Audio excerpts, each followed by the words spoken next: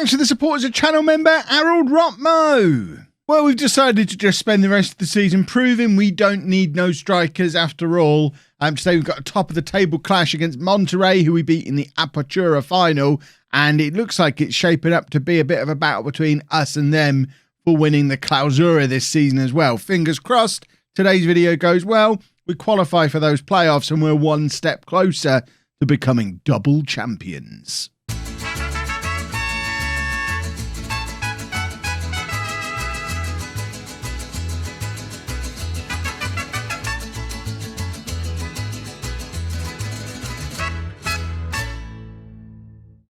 Hello and welcome to part 9 of El Director Deportivo. I'm Kev, and coming up on today's episode, we have 2 league games for you. We're away against both Monterey and Necaxa. There's probably an actual way to say that one. Since you were last with me, we had a little bit of a wobble.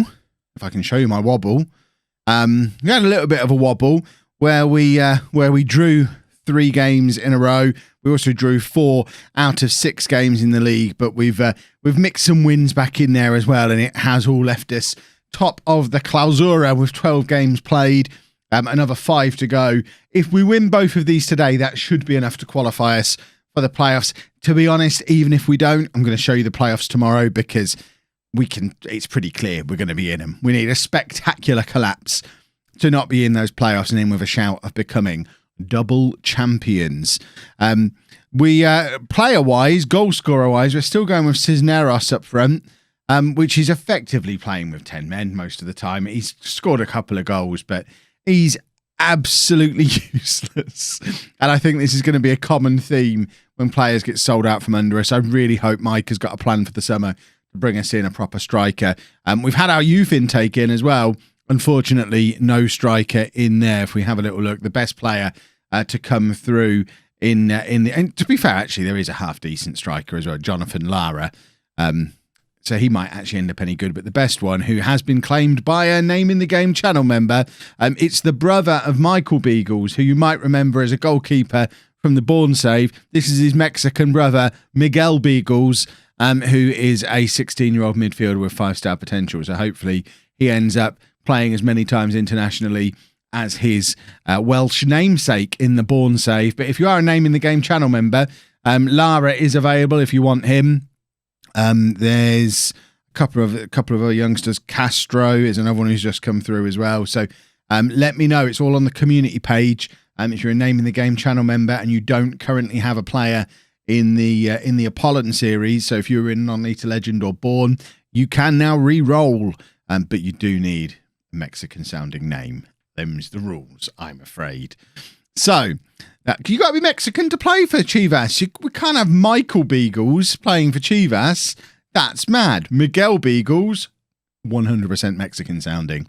So, our team for the Monterey game, we've got Godinho in goal, a back four of Calderon, Briseño, Maya and Brizuela, Molina at the base of the midfield, Beltran and Villalpando ahead of him, Alvarado, Cisneros and Lainez are our front 3. Let's get into the game, hopefully pick up a comfortable win. A comfortable win against Monterey would always go down nicely. Of course, as we know from the playoffs and from last season, we do have a couple of players on loan from Monterey, so they're not able to play against their parent club. So we are a little bit weakened compared to what we normally would be, but fingers crossed we'll still have enough about us to pull off a victory and a win here, and we're just about guaranteed a guarantee is a strong word, but a win here, and it's almost certain that we're going to finish top of the league, just as we did in the first half of the season, which we know doesn't really mean anything, which to me, as an English football fan, is never going to stop being weird. The fact you can win the league, but it counts for nothing. You could win the league and effectively still finish 8th if you just have a bad day in the playoffs. Absolute madness, but we're already in the Champions League anyway. We're just playing for glory at this point. And also, looking at the table, Club America, not home and dry yet. They're in very real danger of missing out on the playoffs. And if they do manage to cling on to a place in them, there's every chance we could be playing our big rivals, America, in the quarter-final of the Clausura playoffs. If Monterey beat us here, and all other results stay as they are, with 4 games to go, we'll be second, America 7th, second place 7th, in the playoffs, assuming the second lot of playoffs work the same way as the first lot did. And what can I do other than assume that it's all going to work the same? I know I could look it up, but I won't look it up. We're 1-0 down, Monterey with the goal, and I'm not that worried at the moment. I think we should hopefully be able to find a way back in. It's a comfortable finish. We've got heavy reliance on Villalpando and our wide men for goals, because we don't really have a striker. We have got Peralta around as well, but the thing with Peralta, even though he is our vice captain, he's been around at Chivas for a little while. He's even less useful than Cisneros in my system, because he can't play as this quick advanced forward that we need. Cisneros, at least as he showed there, was able to get in behind the defence and run and not get caught up. Whereas Peralta tries that and just nothing. He needs a completely different style of football. And I guess that is going to be something that we're going to have to work on in this series.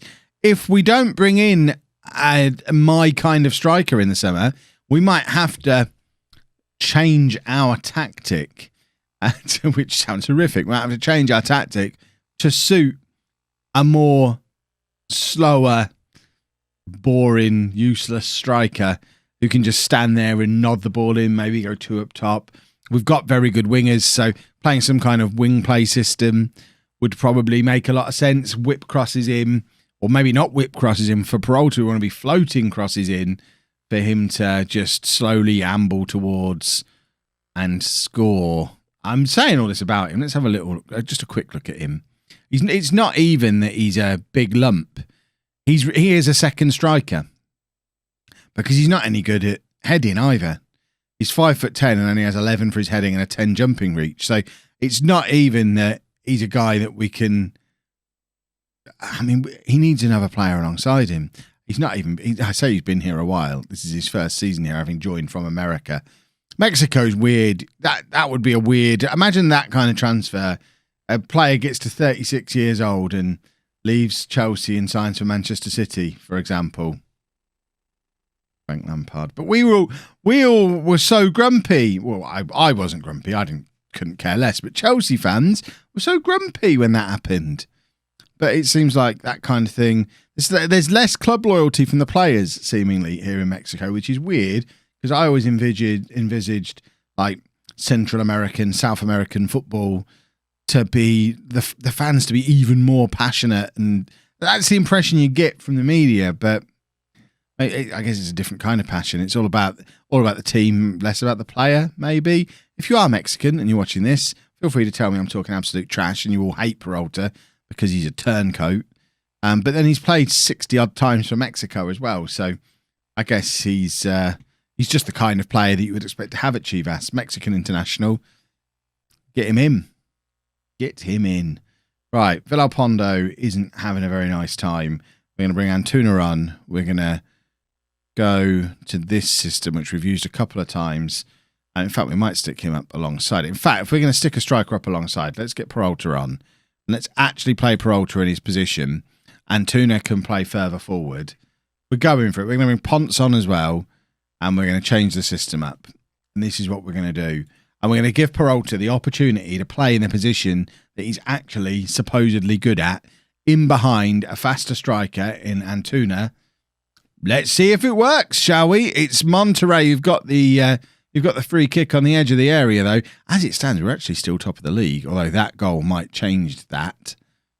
I thought the Mexican League worked on head-to-head, but I guess it doesn't, because Monterey are beating us. We only play each team once. It must be on goal difference. So, still learning. Still very much learning about this league, but they have comfortably beaten us today.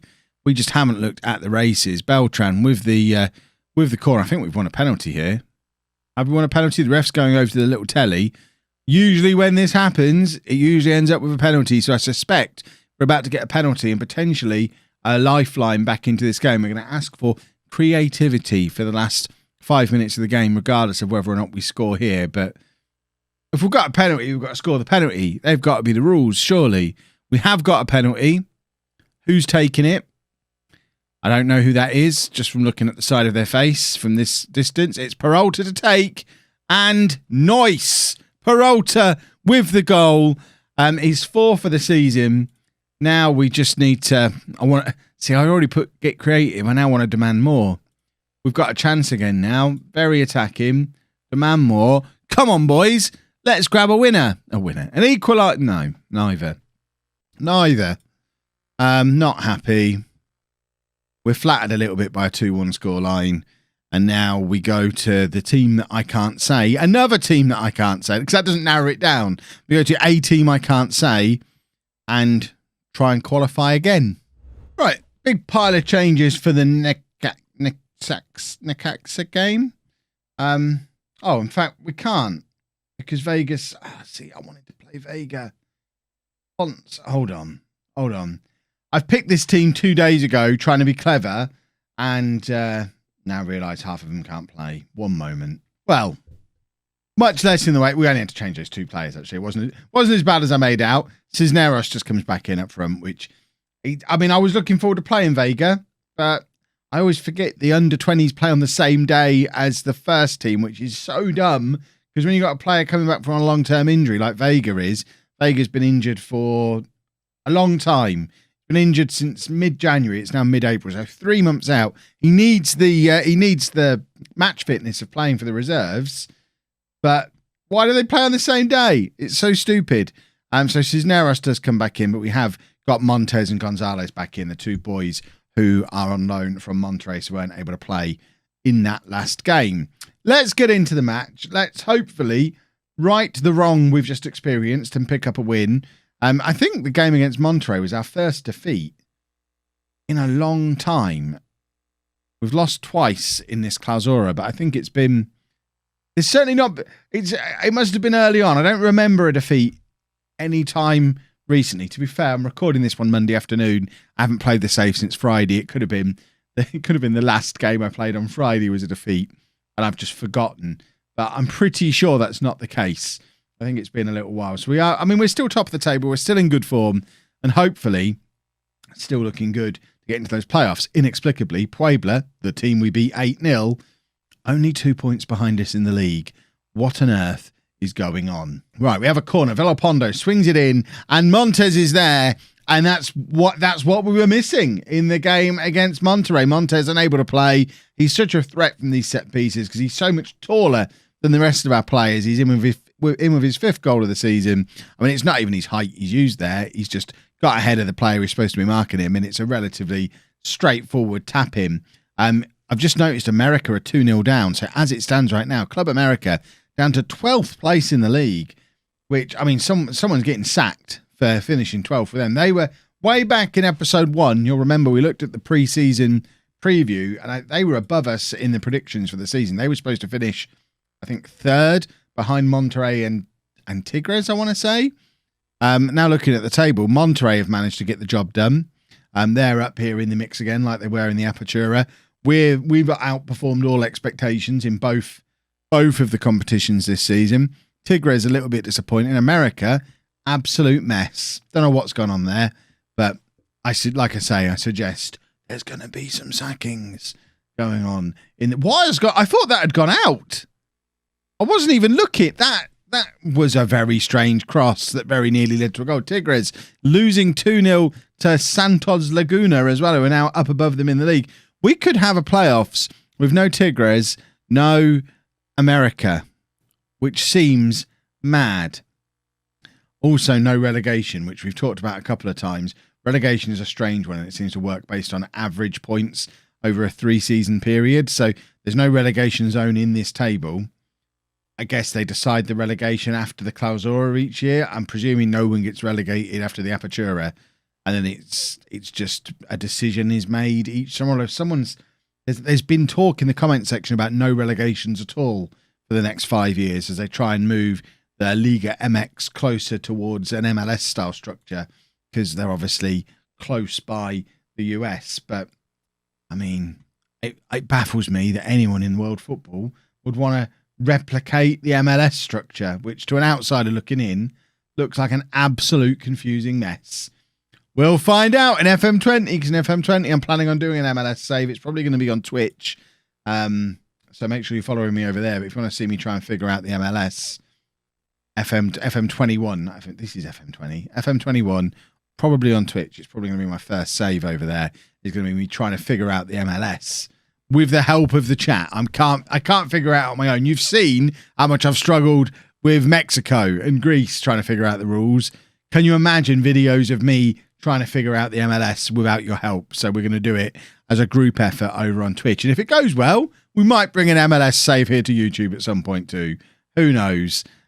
We've got a chance to grab a second goal here. Brazil with the effort from just outside the area. It goes over. Necaxa have been... they've not been very good, have they? They've not really looked like scoring. And we made hard work of it. It took a set piece. And we didn't really look like scoring from open play. But at least we have picked up a win and achieved the goal of this episode, which was secure a playoff place. So that is where we're going to pick up tomorrow in the quarterfinals of the playoffs as we look to do back-to-back Apertura and Clausura. And I'll declare myself the King of Mexico if we do. If you've enjoyed that, please make sure you leave a nice big thumbs up on there for me. Subscribe to the channel for daily Football Manager videos. And thank you very much for watching.